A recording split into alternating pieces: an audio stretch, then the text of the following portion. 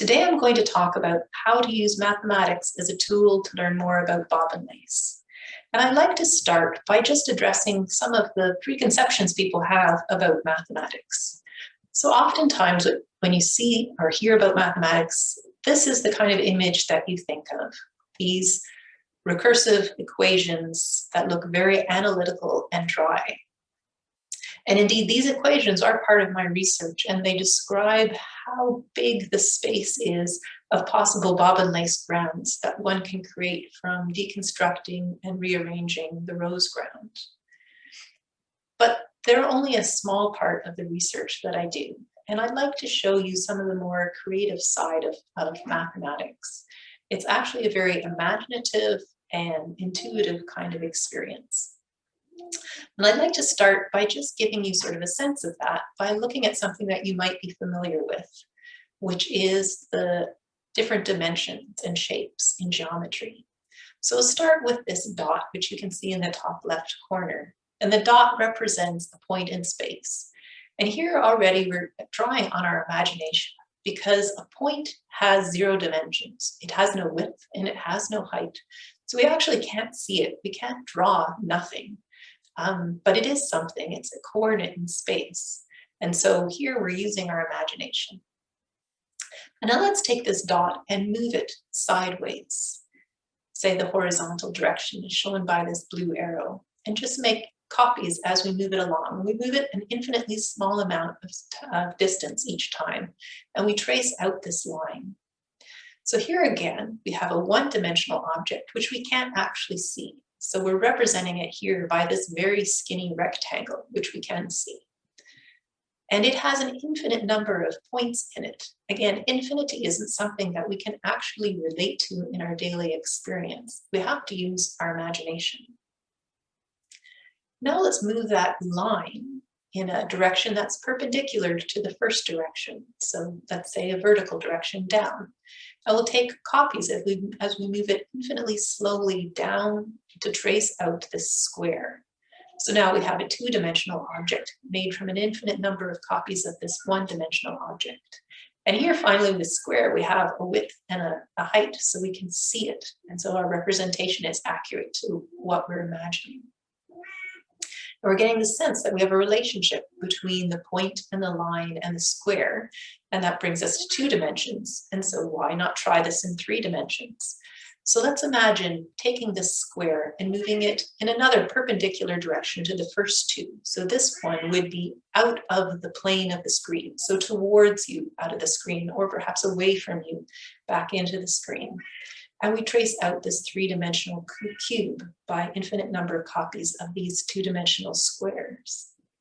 And now this is where we have a relationship and imagination, and we can think about, well, what is going to happen if we do this again? What if we take this cube and trace it out? But where do we trace it out? If we want to go in a perpendicular direction, we have to go into the 4th dimension, which is beyond any of our experience. It's not something we can see or sense. So entirely in our imagination, we can trace this cube being moved in the 3 dimensions, perpendicular in the 4th dimension, to create what's called a tesseract, which is a cube in 4 dimensions. And it doesn't stop there. You can go on to higher and higher dimensions. So here I hope that you can see that while we do represent things by symbols as our way of communicating them, it's just as we use letters to communicate words, behind those symbols there are much bigger ideas, and they're not represented just by the analytical, what we might call the left brain mode, as Betty Edwards describes in her drawing on the right side of the brain.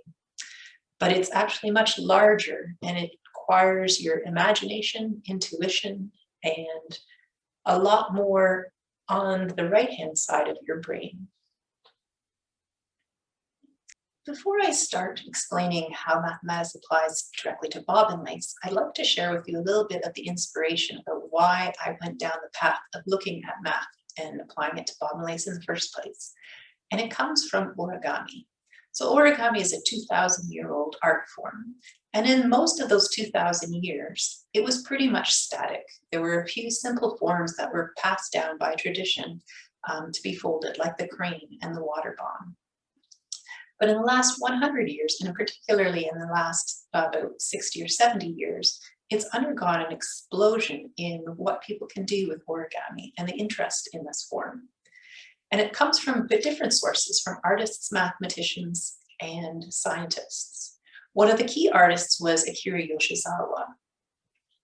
So before him, folds are mostly straight lines and very simple. And he introduced this more expressive and natural form of folding where he has edges that aren't straight, but a little bit curved, and shapes that have more creases to them. But his artistic contribution isn't the only thing he did. He also introduced a drawing notation. So if you've ever folded a crane from paper description or anything else in origami, you probably saw a diagram which had mountain folds and valley folds marked and little arrows to tell you when to turn the paper over, etc. These are in part due to Yoshizawa. Mathematicians have been interested in origami since at least the late 1800s. Originally, they started looking at it as a sort of a geometric tool. So you probably in school learned about using a ruler and compass to do things like divide an angle in half. And there are some things that can't be done with ruler and compass. And they discovered that with origami, they could do things like divide an angle into thirds, etc. And then after they started looking at it, what it could be used as a tool for exploring math, they started to get interested in origami itself and how they could explain and extend what you could do in origami using math. So one of these, for example, is the Mikau's theorem. So early on, they were interested in how you could fold things flat, and that's still a big area of research. So by folding flat, I mean, take, for example, a map. So you have a large rectangle and you want to make it smaller. And when after you folded it, you just get a flat thing. So you have layers of paper on top of each other. They all lie sort of on a flat plane. And what they discovered is that whenever you wanted to fold something flat, when you looked at the crease pattern made by those folds, at any point where those creases meet, you have to have the number of mountain folds and the number of valley folds differ by just 2. So you can see that for yourself in a simple example. Take a sheet of paper, fold it in half, and then fold it in half again. And when you open it up where you have those 2 lines, 2 crease patterns intersecting at a point, you'll see 3 valleys and a mountain. And if you don't see that, turn your paper over and you will.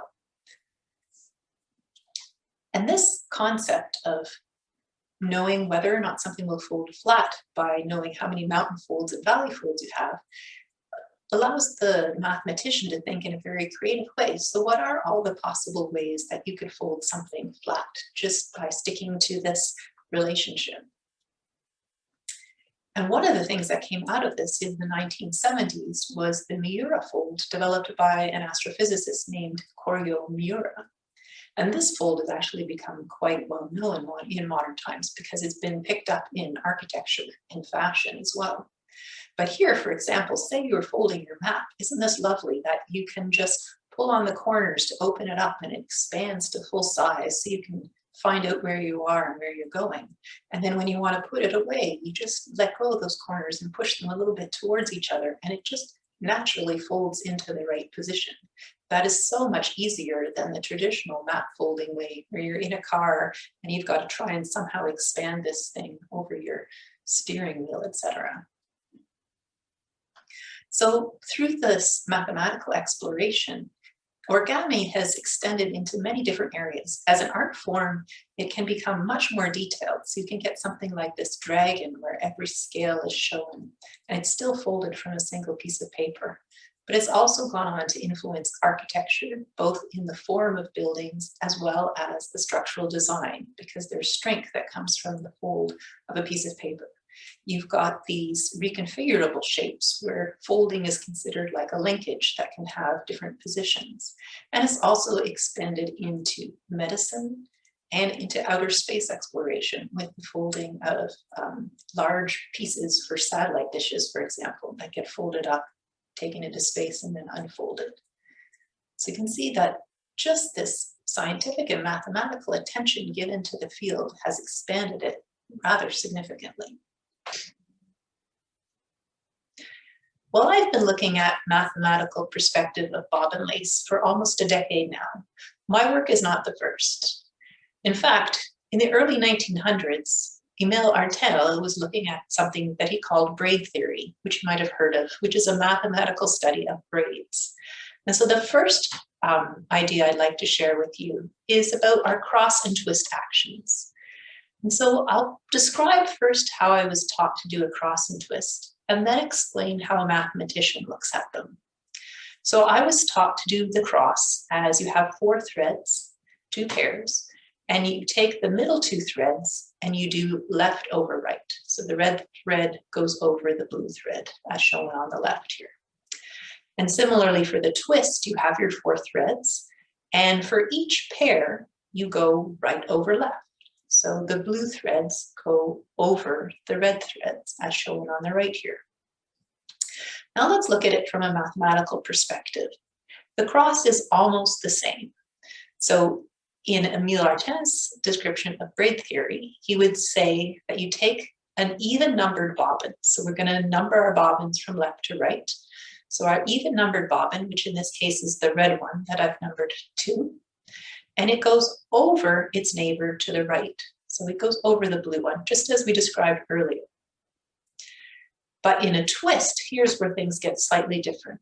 In the twist, you take odd numbered bobbins, so the bobbin's numbered 1 and then the bobbin numbered 3, and they go under their neighbor to the right. Now this description of a bobbin moving under its neighbor to the right is not how a bobbin lace maker would describe it, because it doesn't reflect the body motions that you do to make the lace. You don't put a bobbin underneath another bobbin. You always pick bobbins up and move them over each other. So we would go right to left as an over motion, whereas the mathematician is seeing it as an under motion because he's always moving from left to right. So we have the cross where the even bobbin goes over its neighbor to the right, and the twist where the odd number bobbin goes under its neighbor to the right.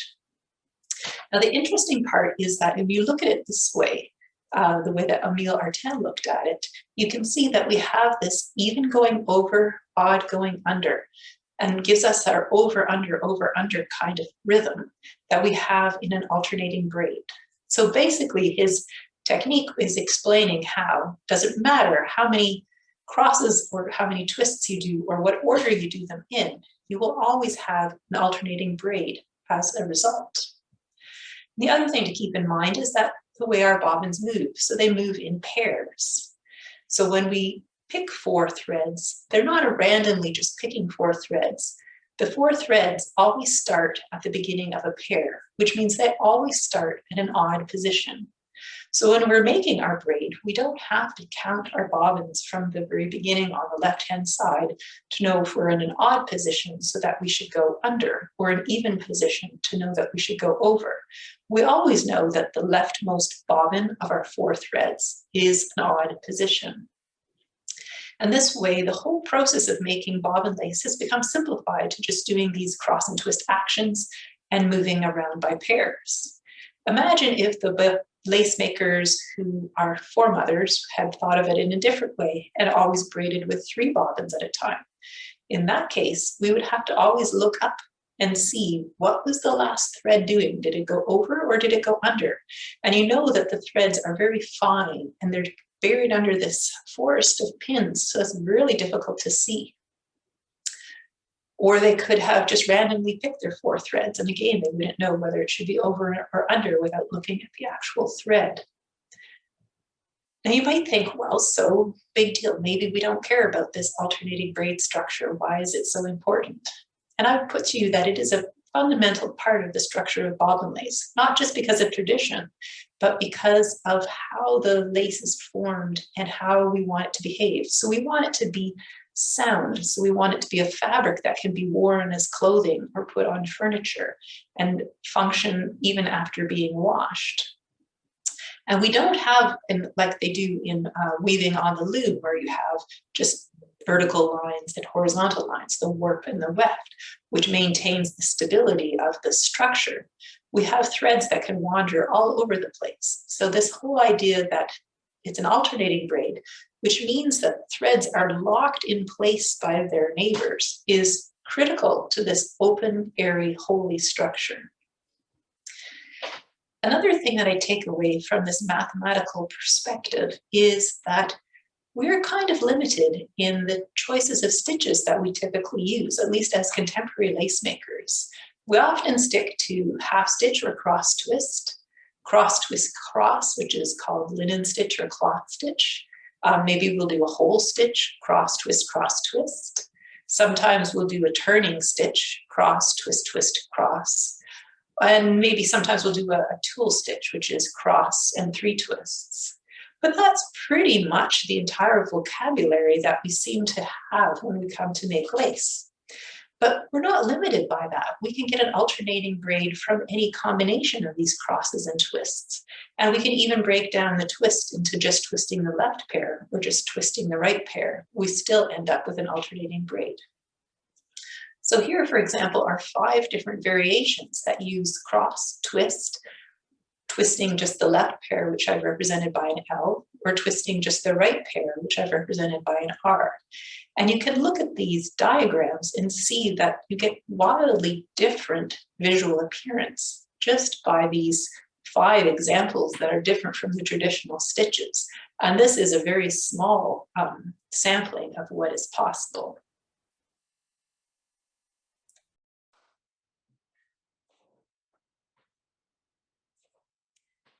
The second idea I'd like to share with you comes from my own research, and it has to do with how we trace pairs in a pattern.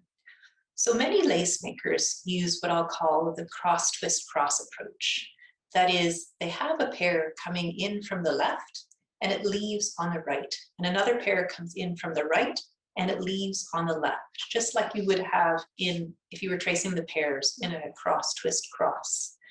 And so here's a little example where we have a sort of a swatch of cloth stitch, and we can use this cross twist cross transverse pattern to see the weaver that goes back and forth, which is represented by the red path, and we have the passives, and I've drawn one of the passives in blue to show the transverse path of that pair. But this isn't the only way to trace the pairs through a diagram. Another way we could trace is to use the cross twist cross stitch or turning stitch. So this one's a little bit different. The pair that comes in from the left leaves on the left, and the pair that comes in from the right leaves on the right, as shown by the red pair and the blue pair in this diagram. And now if we trace the path of pairs using cross twist cross, what we get is sort of a squiggle or a square wave. So it's mostly a vertical line, but it wiggles back and forth from side to side a little bit. And let's look at a different pattern. So here is a Paris ground, also known as cat stitch. On the left, we're tracing it with the cross twist cross, which is called a transverse path in mathematical language. And here we can see the blue pair is sort of like a vertical line, and then we have these diagonals, which are traced by the red pair, and they kind of go on a diagonal, and then when they hit the left side, they bounce back. And then when they hit the right side, they'll bounce back again and zigzag from side to side like that. If we trace it with a cross twist cross, which in mathematical speak, it would be called a kissing cross, what we get is, again, a fairly vertical line with a bit of a wiggle to it. So this time it's not the square wave, but it just goes back and forth from the vertical line, just slightly. So we can see that for the red pair and also for the blue pair. Here's another example. So this is rose ground. And again, with the cross twist cross paths, we get this sort of a meander to the left in the blue pair, and it hits the left-hand side of the pattern, and then it starts to meander to the right. And similarly for the red pair, it meanders to the right, hits the right side of the pattern, and then it's going to start meandering to the left. And in this case with rose ground, it's not quite as obvious the path that it's going to take. It's a little bit more complicated. When we trace it with the cross twist cross, we again get this sort of a vertical line with a squiggle to it. So it's more or less vertical, but goes back and forth slightly from the vertical position. both for the red pair and the blue pair. And we can take that and apply it to any lace ground that we would like. So here, for example, is a Mechlin ground from Philippe de Grunde by Ulrike Lohr. And on the left-hand side, I've drawn with red the path of a cross twist cross, so a transverse path. And you can see it's kind of meandering through and it'll eventually hit the left-hand side of the pattern. And on the right-hand side, I've drawn the same ground, but with cross twist twist cross paths. And here you can see the red one is almost like a vertical line with a bit of a squiggle to it. So it doesn't matter how complicated the traditional ground is, we can always draw these cross twist twist cross paths through it, and they're basically vertical squiggles. It's kind of like a general truth about traditional patterns. So now that we've identified that as a property that we have, let's see if some ways that we can apply it. So one thing we can do is look at a foot side and design a foot side for a pattern. So here I have some rose ground, and I've drawn it so that the left side is a vertical line and the right side's a vertical line. But what I want to know is that a reasonable pattern for this? What's going to happen with my pairs?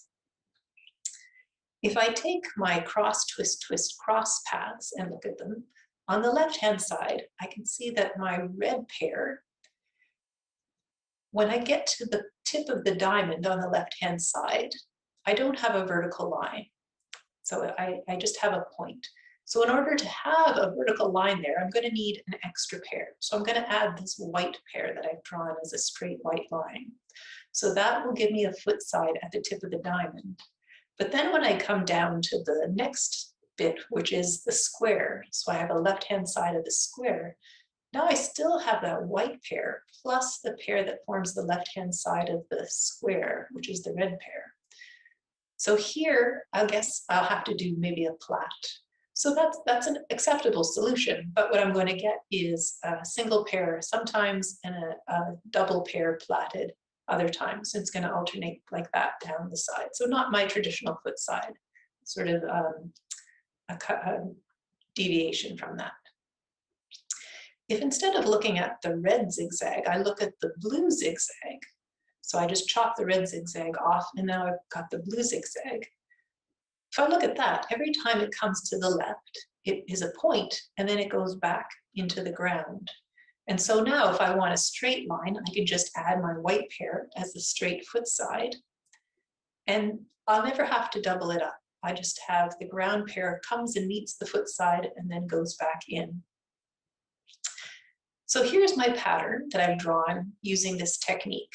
And so I can see that from analyzing it with my cross twist twist cross paths, I can see that it'll behave nicely. I'll have this nice straight foot side and I won't have to double up any of the pairs. But just because I analyzed it that way and figured things out doesn't mean that's how I have to work it. When I work it, I can use whatever stitch I want. So you can see on the right-hand side here, I've worked this pattern with 3 different variations. So 3 rose ground variations, and none of them are the same. And none of them use this cross twist twist cross stitch. They're all variations on half stitch and cloth stitch and whole stitch. And I can use the same approach to figure out a foot side for a pattern that I've never seen before. So here, for example, is some ground that came from my research, which you probably haven't seen before. And I can look at the 4 different kinds of paths that I have and see which one would make a suitable foot side on the left. And if I look at them, on the left-hand side, I can see there's a blue path has vertical edges. The green path has some vertical, is good, it just touches. And I can look at a lace ground that I've never seen before. So here, for example, is one that came from my bobbin lace research. And so if I want to decide what kind of foot side this should have, I can look at the different cross, twist, twist, cross paths that go through it. And there are 4 different kinds.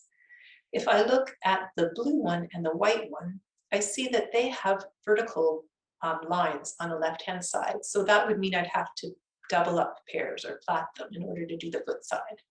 So probably not preferred.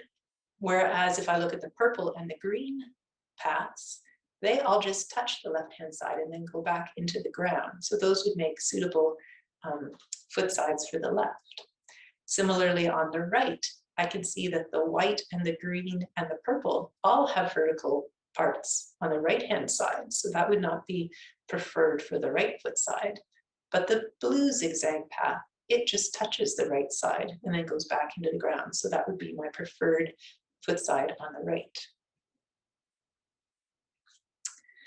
So now I would like to look at this from another perspective, which is what happens if we break this rule?